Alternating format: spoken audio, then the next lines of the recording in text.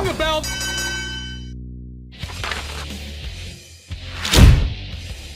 Hello, ladies and gentlemen. Welcome back to the Slam Society, and we have a hell of a review here for you today. It is the Elimination Chamber Perth PLE review, the first ever pay-per-view, first ever televised event in WWE history to emanate from our city of Perth, Western Australia. I am Juicy Boy. This is California. He's on that side from my perspective. You are watching the Slam Society. This is your Elimination Chamber 2024 review. California, before we get into the card, bro. Yeah, man. There's a bit of controversy going around in our neck of the woods regarding this Elimination Chamber pay-per-view. And that controversy has to do with a certain vendor, provider of special packages for Elimination Chamber, an Australian company known as On Location. Before we get into the card proper, I just wanted to hand it over to you, bro, to explain to people, especially in Australia, some of your experience dealing with On Location. Oh my God. It was like, okay, this is what something like this is supposed to be. On Location is a company that provides fan experiences, package deals that go along with a ticket, and those package deals enable you to get these different little perks that may or may not come your way. Like, so, for example, I've done something similar to this at Optus Stadium when I saw Guns N' Roses play. You get put in this big room. There's a DJ playing Guns N' Roses and other rock music. You got free beer, free food going around. There was merchandise, etc. You got a bunch of pretty cool stuff. Well, that's kind of what I was expecting with this one. But I was also promised several other things, like, you know, you get to meet WWE superstars and things of that nature. But so just for a second, bro, just for everyone that doesn't really know, like, just tell us what exactly what was expected to be in the package. Like, what did you pay for versus what you actually received? I paid $2,000, so I get a pretty decent seat. But what I'm supposed to get is on the Friday, which was the day before, I was going to get there was going to be a Friday event, which I didn't even know what it was going to be until literally the day before. No one really knew what was going on half the time, but the things that were promised with that were also promised to be let into the venue with priority access to the stadium before everyone else. We were promised that we were going to be put in this room where, and ahead of time, I thought there was only going to be like 40 of us. I thought it was exclusive. There was had to be about 1,000 people that got these tickets. There was so many people, but we're supposed to get that, go into this room, free drink, free food. I thought we got to, you know, just meet and hang out with people from WWE. But obviously, with there being so many people, it was different photo opportunities that you could take, but, you know, you had to line up for it as usual. But you would have thought there'd have maybe been a couple of people mingling around or just like hanging out in there. Yeah, and I can understand that they wouldn't be able to do that if they have 1,000 people in there. Hell no, they'll be inundated. But I really thought that this was like an exclusive thing that I had paid for, and what I ended up getting was a disorganized mess that really, really, really, it almost ruined the whole thing for me. Luckily, I enjoyed the show, but yeah, it was so upsetting to be angry and frustrated and confused instead of happy and satisfied with the fact that I forked out all this money. That's what I'm expecting, is to be happy, not angry, not like feeling my blood boiling, and that's what I got. Yeah, and I feel like that's a good place to leave it off there. But I do want to say that we may end up doing a separate video just on the On Location debacle, because I've been in a Facebook group that was set up for everyone that was going to be attending the Elimination Chamber, and there's a lot of issues, right? People are not happy. There are people that missed out on things completely that they paid for. That Friday event was initially scheduled to be a dinner where there would be several WWE superstars in attendance. It Right. was later changed on about the Wednesday or Thursday that it was going to be an afternoon meet and greet taking place at about 12 in the afternoon. And people straight up had work, and so a lot of people just couldn't go to that. There is a Fuck. number of other. There are people who have been able to only get partial refunds that were worth about 5% of what they originally paid. There were people who were told they cannot get any refunds at all. There are numerous people filing complaints against with the ACCC, the Australian Crime and Corruption Commission. This could end up being a bigger story than what we may realize right now. So we will keep you apprised of any developments for our Australian fans, at least, that go on with that on location situation. But now I think we should move on to the card proper. I am going to attempt to deliver my review and include it from the perspective of being live in attendance. However, my view was obscured for a bunch of stuff, so I have gone back and looked at the highlights from the broadcast just so I could make sure I got a clear view of everything. But we opened up with the pre-show, and it was, I believe, Asuka and Kairi Sane taking on Indi Hartwell and Candice LeRae for the WWE Women's Tag Team Championships. I think I'll just start this one off first. I didn't really think much of the match personally. Like, it was exciting in the fact that, you know, it's Indi Hartwell. It's a big moment for her. You know, everyone was really pumped up because it was the first wrestling we were seeing on the event.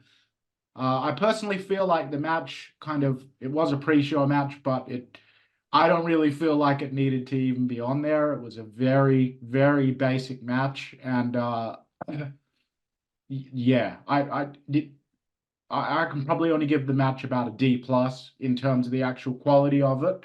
But I do want to say that, you know, Kairi Sane and Asuka in person, they are just stars. They're very good with their body language. They're very good at making it noticeable what they're doing. And so, you know, I think that is a testament to how good they actually are as performers. But yeah, that's my take on that pre-show match. All right. Well, I mean, I was happy about there being a match on the pre-show because I was complaining that they use that pre-show and they don't, you know, give us a little extra match. But I'm big fan of Kairi Sane because I got to meet her. But I bet she's nice. She was cute. But like we didn't. It's like we got to have a conversation because it was just a quick photo op. But I thought that they did great heel work here. What I liked about this being here was the fact that Indi Hartwell got to perform it, you know, in a stadium in Australia. And the crowd were really, where I was sitting anyway, it seemed pretty hot for her. So that was nice. There was a kid behind me that was screaming like little kid with like, you know, that scream where their voice is kind of breaking up. Yeah. You know Screaming what? for her to win.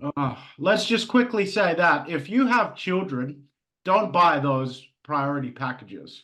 Like, that might be a controversial thing, but like, no one that pays $2,000, $3,000 for a ticket wants to hear your fucking kid like barking their ear off right behind him. You know, so there was some of the kids there, but they were fine. This one kid who happened to be right behind me, screaming like a girl scream, but with a boy's really voice and high-pitched. kind of like breaking. It was really annoying, but I was really glad because the Kabuki Warriors got the win here. And I think I was the only person in my section that like fist pumped the air when Indi and Candice lost the match. But yeah, 8 minutes 55 seconds, was not offended by it, and you know, it made me laugh because the kids' hopes and dreams were dashed. Indi was not walking away with a tag title. Yeah. So then we followed up the pre-show completed. I personally don't have much to say about the pre-show. I don't really care for Peter Rosenberg and Sam Roberts as the co-hosts. They really come across as just like nerdy wrestling fans who ended up getting jobs in the media industry. And now, because of that fandom, they've now been brought in to do these pre-shows. Like, nobody in Australia knows who the fuck they are, really. And I think most of us didn't really give a shit. I don't Like, really know much about those guys. All I can imagine is that their voices kind of sound like, "Hey there," like yeah. I'm Sam Well, Roberts. Sam Roberts. Like, is that kind of how Sam he Roberts talks? once. All right, let me give you a little bit of tidbit. Johnny Sidebar coming in here quickly, right? You bet you didn't think we still remember Johnny Sidebar, but we do. Okay. Sam Roberts once told a story on his radio show about getting a flat tire in New York City while he was driving on his way to work. And he's such a sheltered pansy of a human being that he called 911 because he didn't because he because he didn't know what to do, how to change a tire, or what to do in the situation. 911 then told him, this isn't something you call the police for. You need to find someone that can help you change your fucking tire. And this 30-something-year-old man that works for Sirius XM then went on to explain how he called his dad out to come and change his tire. Why the fuck don't you know how to change a tire? How do you not know how to change a tire? Like, I'm not a manly man. I'm not like a handyman kind of dude. Neither am I, but I know how to change a tire. It's really easy. Like, you just gotta think about it for a minute or Google it. Yeah, fuck. So, anyways, that's the Johnny sidebar. After we got to the end of the pre-show, though, we opened up to our first match on the proper card. It was the Women's Elimination Chamber. Tiffany Stratton versus Becky Lynch versus fucking I'm already starting to forget. Raquel Rodriguez versus fucking Liv Morgan versus fucking Bianca, Belair, and Naomi. Yeah. I've got it all in front of me, bro. All right, so all right, take it away, bro. I went first last time. You just trying to memorize things. It's never gonna work. One thing I want to say before I talk about the match is I really liked the part where they were showing people entering the building and Kevin Owens entered the building with the koala in his arms. That was popped so hard. It's like, what the hell? How did he get his hands on a koala? And what's he doing bringing the koala into the building? That's so funny. It would be completely illegal, man. Like, absolutely, completely illegal. That's the funny part about it. They went to the effort of showing that somehow between the photo of him at Perth Zoo with the koala and the night of the paper, like somehow he's acquired that koala and he's caring for it and feeding it and shit like that. That's just amusing. So it's an example of how you can do something a little bit silly in wrestling, but he didn't bring the koala out to the ring for the chamber match or anything, so it didn't undermine the seriousness of the match later on. Anyway, take it away, bro. Your thoughts. Right, so yes, I was really excited for this. You could feel how excited the stadium was. But I'm not going to give like a blow by blow, but it was obvious to me and to everyone around me that it was Tiffy time. Yes. Oh! Yes. I feel so proud of the NXT talent that come through because like I've been following NXT for so long now and I have this pride, this feeling. I knew everyone would love Tiffany Stratton and she is over. Oh yeah. She did that flip off one of the pods. I was so happy hearing the fans just all the way behind her, and so much to the point where they actually booed Liv Morgan, of all people, who's also quite popular here. They booed her for pinning. Oh, hang on, bro. We got to pause. Tiffany My dad's Stratton. fucking calling me, bro. Pause. Yeah, I have to. So, yes, the crowd were booing Liv Morgan. Raquel did a good job here. I think she was dealing with some sort of physical issue from what I've read somewhere. She's been diagnosed with some sort of hypersensitivity disorder that was for some time preventing her from competing in the ring. Okay, well, good on her for still being able to get out there. Bianca Belair, as usual, on fire. I've become a bit more I've become a bit more of a fan of hers recently now that she's no longer having like a year and a half long title reign that I felt was getting stale. Now I'm getting back into her. We all knew Becky was winning this one, though. Let's be honest. I'll be honest with you, bro. I didn't even know she was in the match. That's how uninterested I am in Becky Lynch. So the fact that she won the match, like, I'll just get to it in my thoughts. Go on. Yeah, Go well, on. look, people have been following our channel for a long time, bro. They're used to you cutting me off and interrupting me, okay?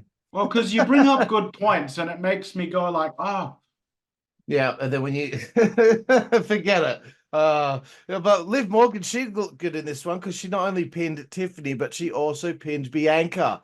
Then mhm. immediately Becky hit the manhandle slam to win the match in 32 minutes, 16 seconds. So I liked the match. I thought this was a Yeah. good way to open the main card. Your turn, bro. All right, I'm giving the women's chamber match an A minus. I really thought that they came out and absolutely fucking kicked ass. Um, I have noticed that you are now not the only one who is mentioning that Naomi just seems to be a step behind in the ring. Oh, thank Um, you. she opened up the match, and it looked like they were wrestling underwater. And I have to say, I felt bad for Raquel Rodriguez. I feel like she needed another moment or two to kind of showcase her. And I didn't really like the fact that the crowd booed her when she got eliminated because they just told that story on the pre-show of like the adversity she's overcome and she's a babyface. But people react how they want to react. That's why you buy tickets. Um, yeah, I thought it was a really incredible match. I enjoyed watching it live. I didn't find that the chamber was too obscuring from my view, unless the performers were directly on the opposite side of the chamber from what I was looking at, in which case the pods sometimes obscured the viewers. But other than that, I thought it was a really fun way to start off the show. I wasn't really happy that Becky won. It's not that I'm not thinking that her and Rhea is going to be a fantastic match, but like for my money, I think I Liv Morgan or Tiffany Stratton. I would have really liked to see a win from one of them in the match. But great match, well done to all the ladies involved. What was it that you noticed about Naomi? Because you started going on that point, because I've been noticing it for a while. Okay, so I watched Super Showdown from 2018 and she was on the card.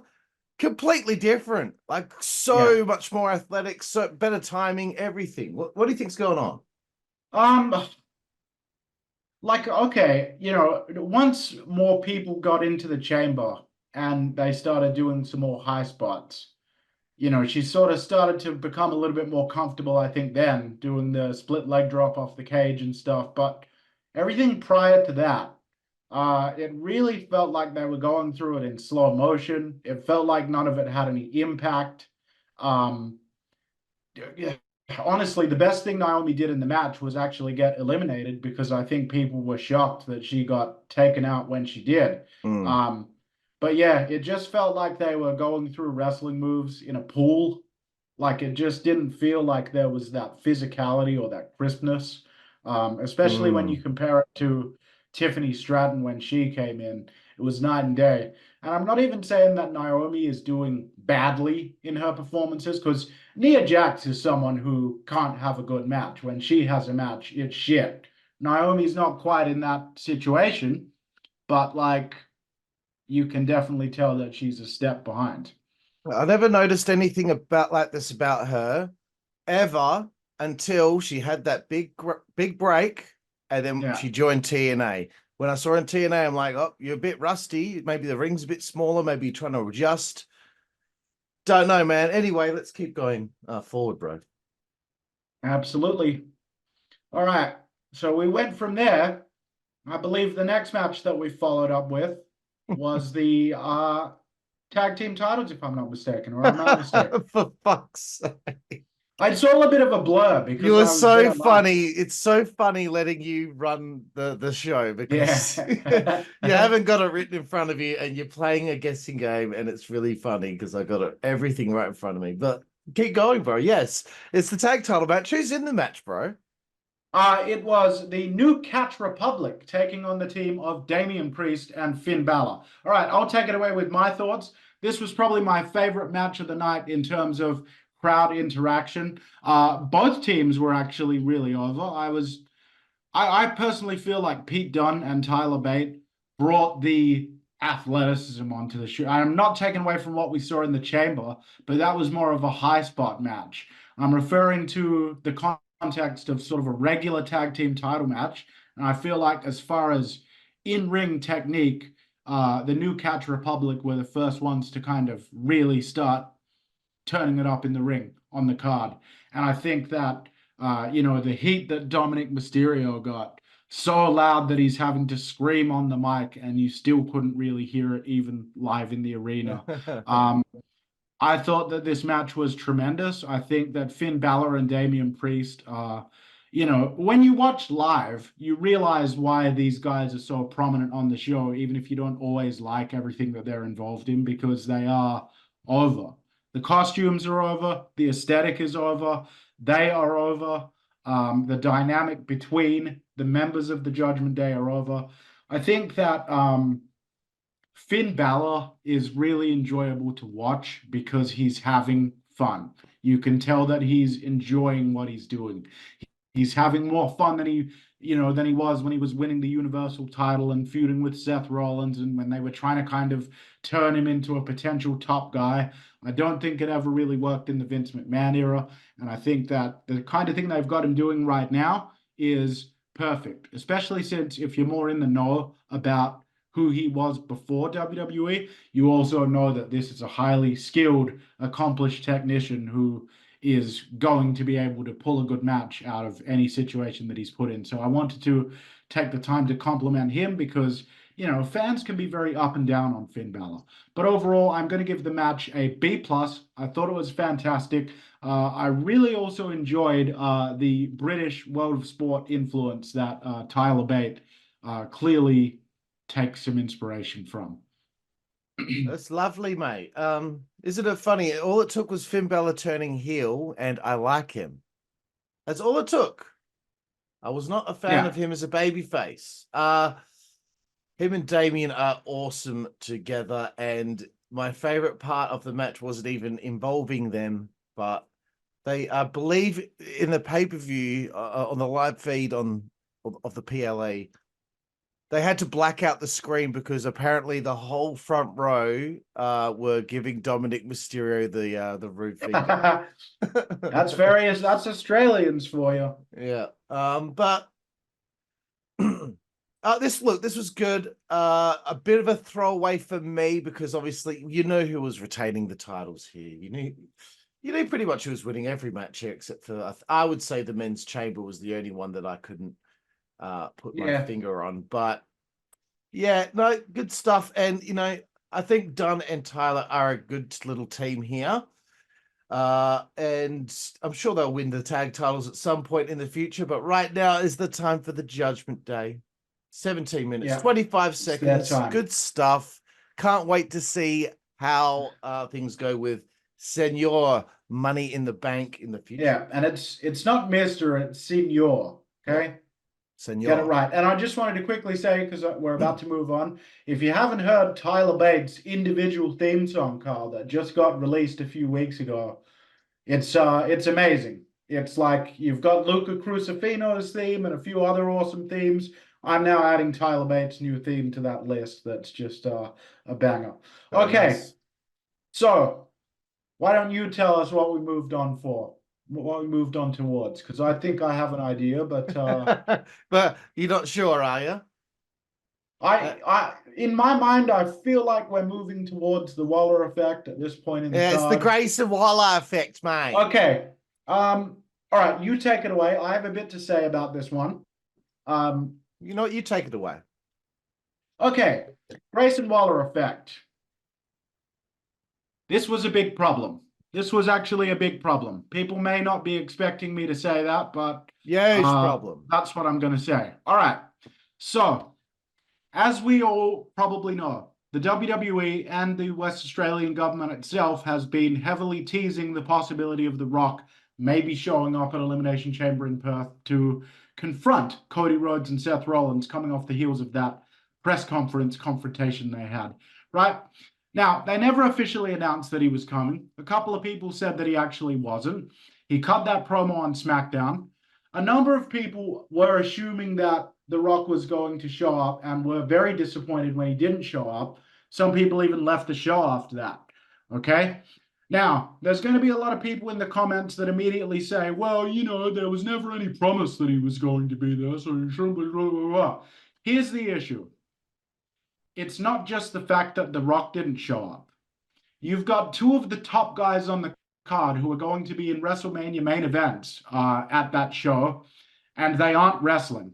They've been brought out to this pay-per-view that only has 4 matches in total, halfway across the world, and they are two of the most popular superstars on the show, and they're going to be in this talk show segment. So if The Rock was never going to show up, I don't care what anyone out there wants to argue with me in the comments. People were expecting some sort of big moment to happen. It didn't have to be the Rock showing up, but people were expecting some sort of big moment, or not even a surprise, because people keep saying not every show can have a surprise. It didn't need to be a surprise. It could have just been a big development or a big moment. When I saw Austin Theory come out at the beginning of this segment, I immediately knew, okay, we're getting a house show fun segment where the heels end up getting their asses kicked. Right from the beginning, I knew that was a problem. There was never any indication of Austin Theory co-hosting the show. He was never announced as the co-host of the show. They never showed him on the graphics. Grayson Waller never mentioned that he was going to be there in the show. This was Grayson Waller's moment. He was incredibly over at the show because he was Australian, even though he was a heel. And people were loving everything that he was doing in that segment. Okay? The Rock then didn't show up. It's starting to get disappointing. You can't really hear what Cody is saying on the mic that well. He's not coming across as passionate as he did at the Las Vegas press event or as he normally comes across on Raw. He's just sitting in the chair. He's not really yelling. At one point, he stands up and challenges The Rock to a singles match at some point between the Chamber and before WrestleMania when he's going to be facing Rock's cousin Roman.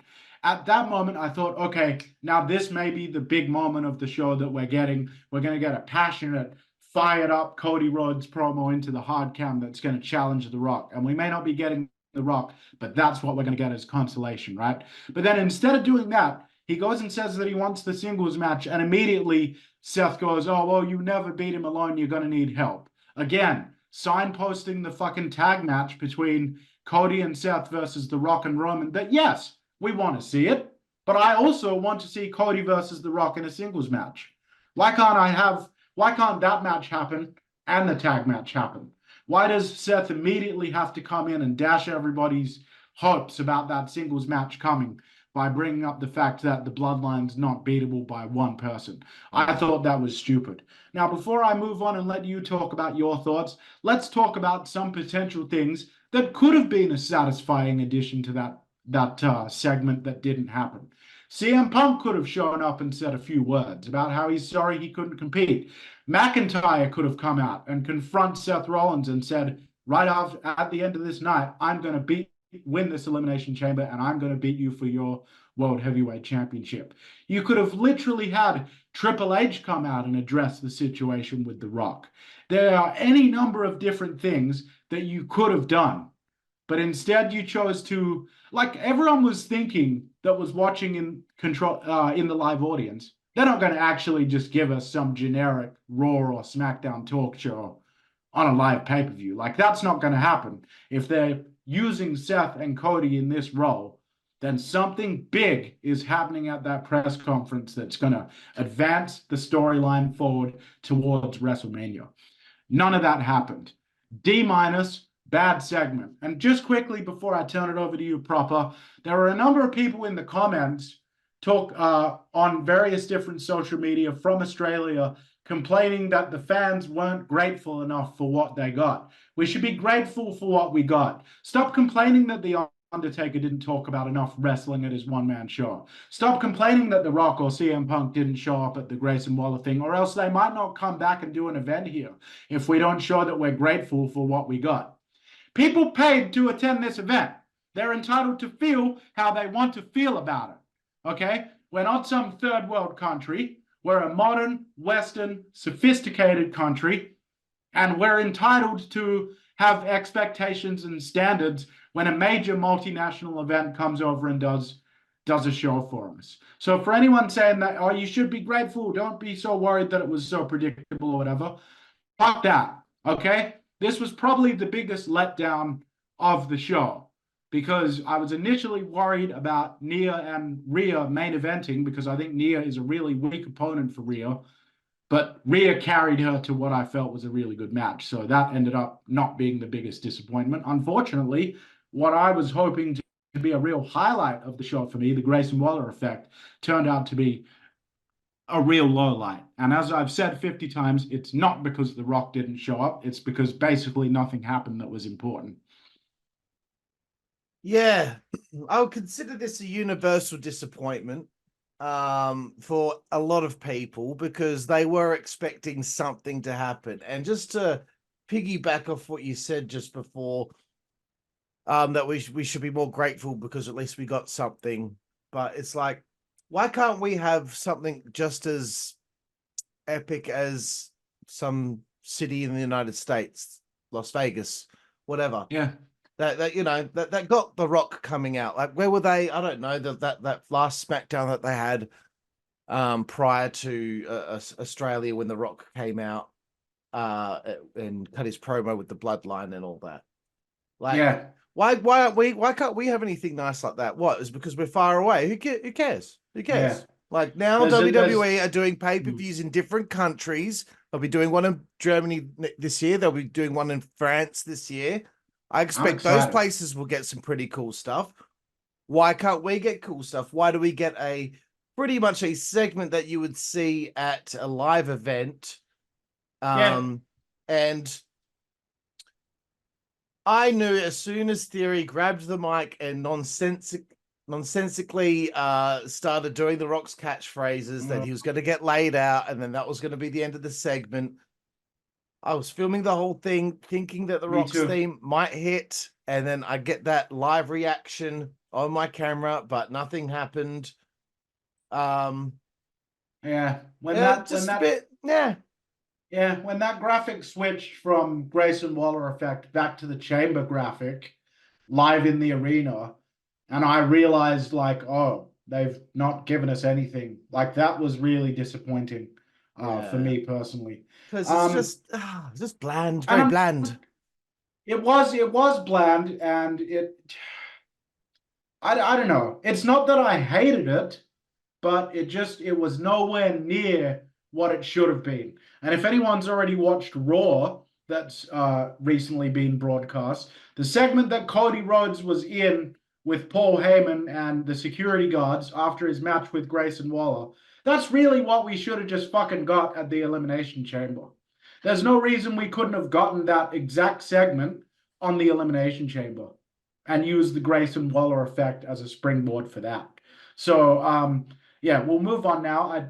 We followed this up with the women's Elimination Chamber. The men's. Sorry, the men's. The men's. Fuck. Okay, we've already talked. I'm all over the shop. You've always been all over the shop. I know. All right. We have the men's Elimination Chamber. Drew McIntyre versus LA Knight. Yeah. Versus fucking motherfucking. Oh, it's already blanking on me, man. You're so useless. You're useless. Bobby Lashley. Bobby Lashley, the Almighty, was Who else? Okay, who else? Who else? I've got it written right here. Randy Orton was one of them. Okay, 4. 2 to go. And who was the fucking other one, man? Oh my god, bro, you're terrible. Oh, where is it? Where is it? I can't remember, man. Kevin Owens and Logan Paul. Of course, man. Shit. And for anyone that's thinking I may be doing this as a gimmick, he's not. He's just stupid. It's so blurred in my mind because I was so pumped after the event. Like me and Chaos, we did not sleep the whole night. We just stayed up and partied all night. I didn't sleep at all. So the whole thing was a bit of a blur. But yes, we have the men's Elimination Chamber coming up next. California, my friend, take it away. Cool, bro. I thought Logan Paul was the shining star in this one because he Oh, garnered strong heat from the audience, and there's still wrestling fans out there that get so mad that he's out yeah. there performing, but he's doing such a good job. He brought out a permanent marker with him, and he was Oh. drawing on the inside of the pod. That is so good, bro. That's genius level stuff. I did like I had a feeling something was going to happen with him and Orton. Uh I did enjoy the fairly exciting appearance of AJ Styles screwing Yeah. LA Knight over with that typical spot with someone being injured and the cage door being open a little bit too long to get them out.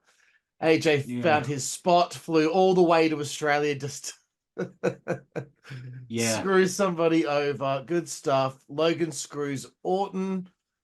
I didn't think that the match was particularly super exciting, but at least things felt a little up in the air. I wasn't sure who was going to win this. I wasn't sure if they were going to go again with Drew versus Seth, but there we have it. Drew wins 36 minutes 55 seconds. It was serviceable. What say you, Juicy Boy? Yeah, I actually probably liked the match a little bit more than you. I thought that it was what you're right. It wasn't a really exciting sort of like crazy stuff happening in the chamber.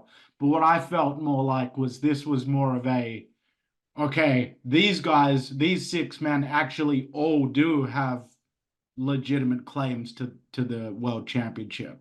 So it felt very much like they're not really ramping up the brutality, but there is an urgency and a desperation to be the one that wins this chamber match because all six of these guys in different ways have been interacting now for a few months. So I think that in that respect, I really felt like the story was being continued and sold really well in the sense of all of these guys are really desperately vying for that spot.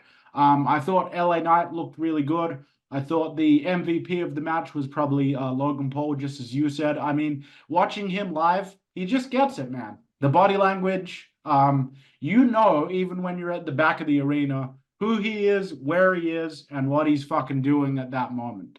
And that is something that you can't really teach. He's a born entertainer. Um, I think Randy Orton did the best selling. I think I felt as though Kevin Owens was a little bit underused in the match. I love the fact that he put Logan through the pod and that they continued that story.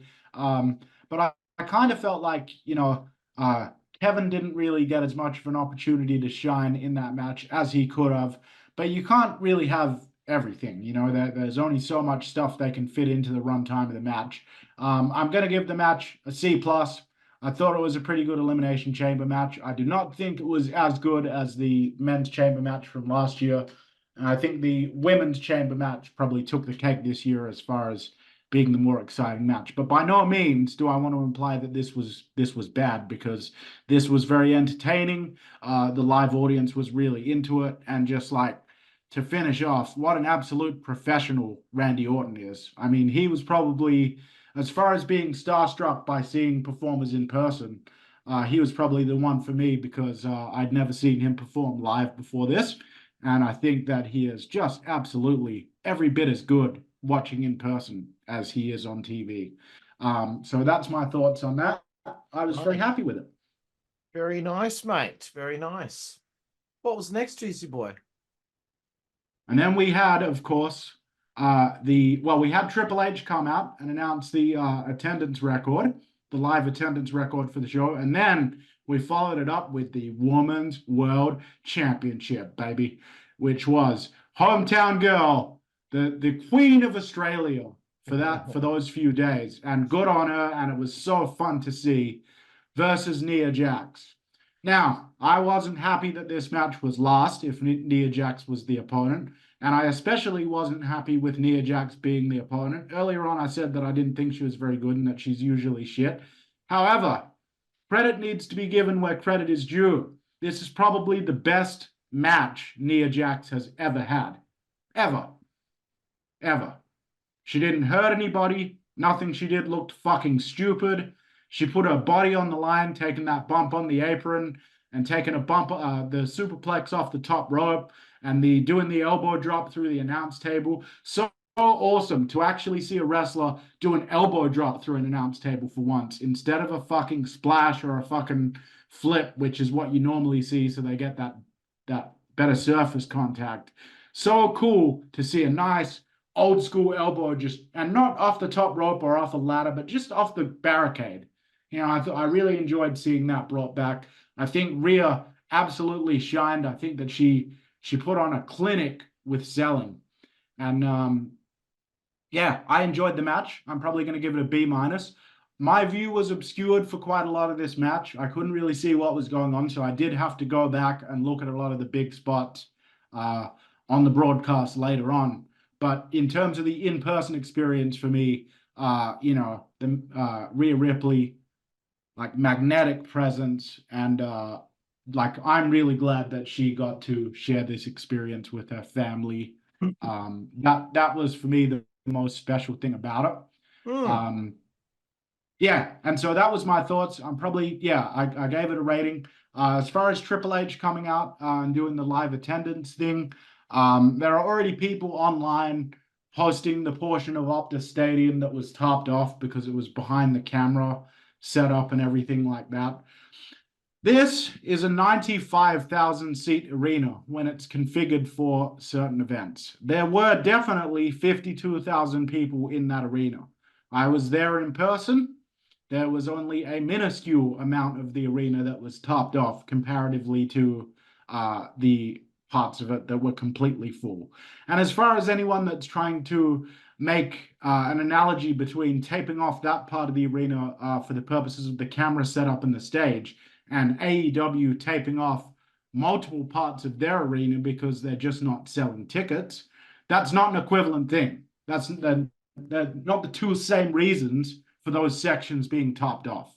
So shove that analogy up your ass. There was definitely 50,000 people there. All right, go on. I just looked on the internet. It says the stadium can be extended up to 65,000 seats for rectangular sports, or around 70,000 for a concert, because they don't have a big stage to set up where people are making an entrance from. They don't have pyrotechnics and all of that stuff shooting up into the sky. Or sometimes they do, but they don't have to actually have a huge ramp going to the ring. Like, all that section of where the ring is would be filled with people, because the audience is right up at the stage. Yeah. So like and they have to build other things backstage as well. There's a whole gorilla position and backstage area and all that kind of stuff they have to set up. No one wants to sit over there.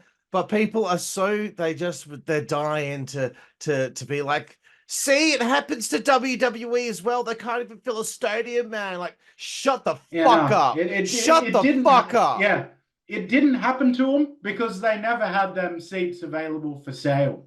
AEW is topping off parts of their arena that they wanted people to be sitting in those seats. Okay? But AEW will not be able to draw 52,000 people in Perth. Guarantee to you.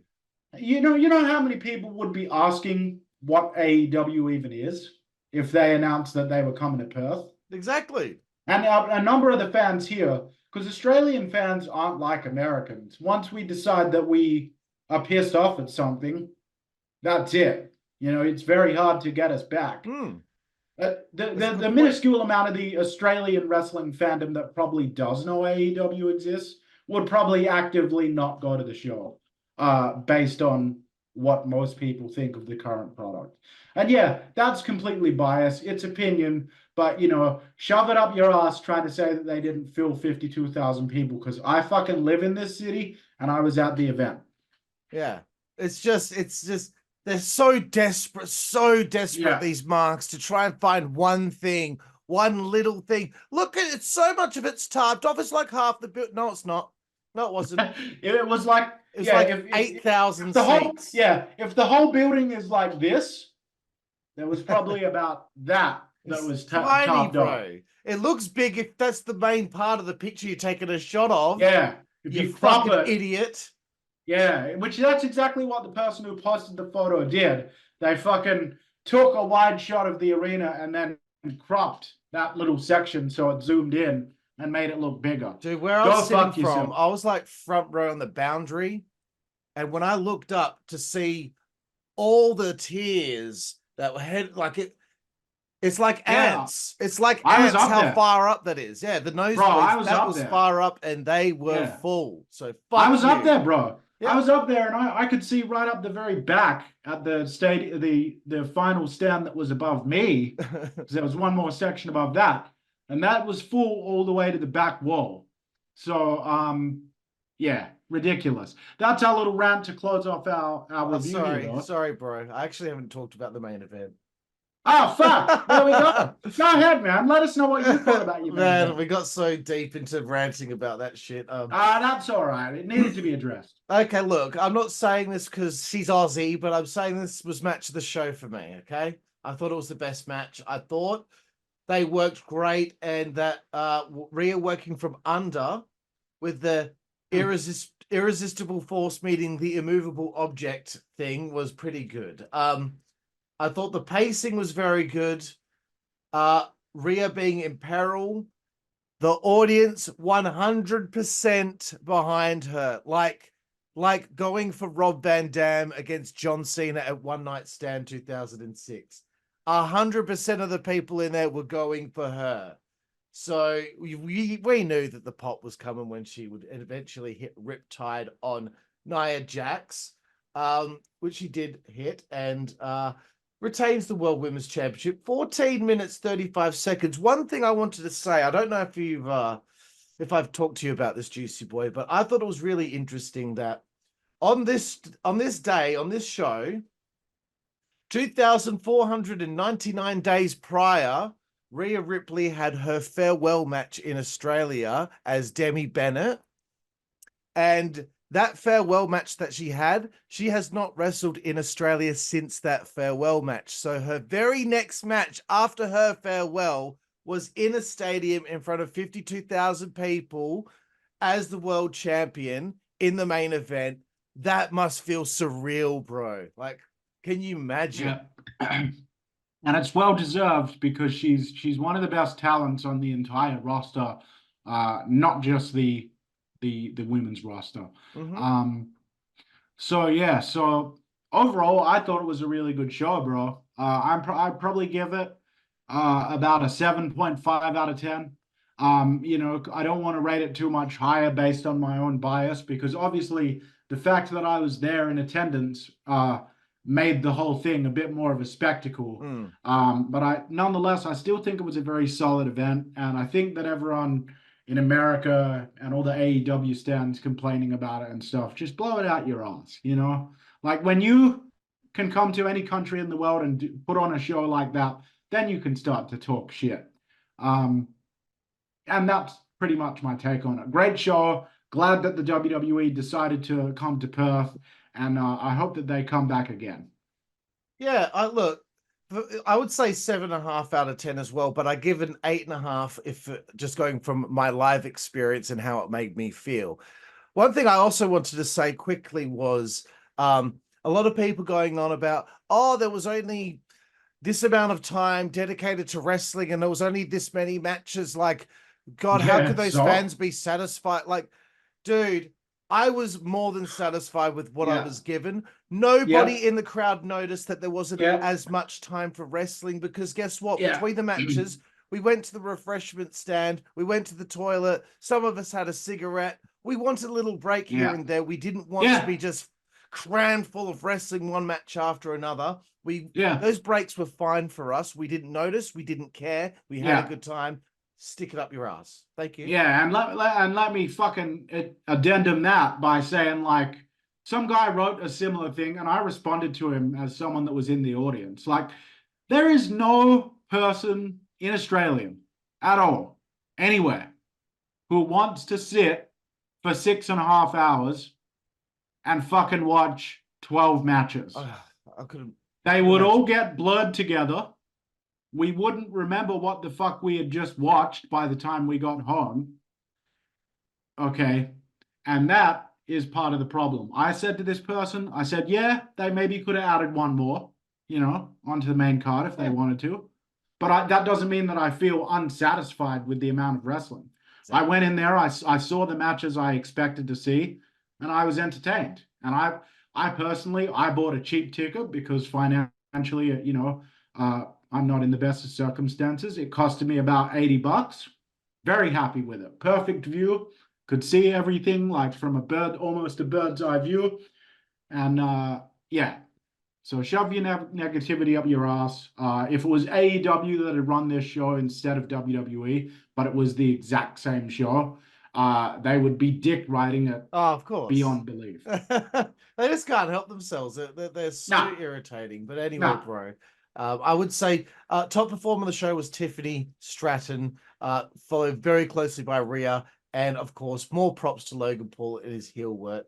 And the general attitude of the Australian WWE universe for their enthusiasm. It was infectious in that building.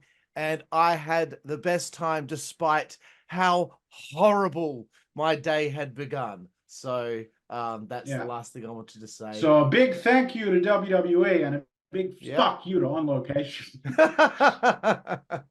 God damn it, bro. But yep, it was good, bro. Do you want me to sign off, or do you want to sign off? Yeah, you can do the sign off if you want, bro. God knows I've botched the rest of them. Giving me the floor now. Okay. So thank you, Juicy Boy, for your time here on this review. Appreciate it, mate. And looking forward to many more with you soon. Absolutely. I want to thank all of you out there for joining us here on the Slam Society. Yeah, that's right. We're not the WCWA network anymore. We have rebranded with the Slam Society. I'm California. This is Juicy Boy, and we will see you down the road. Thank you.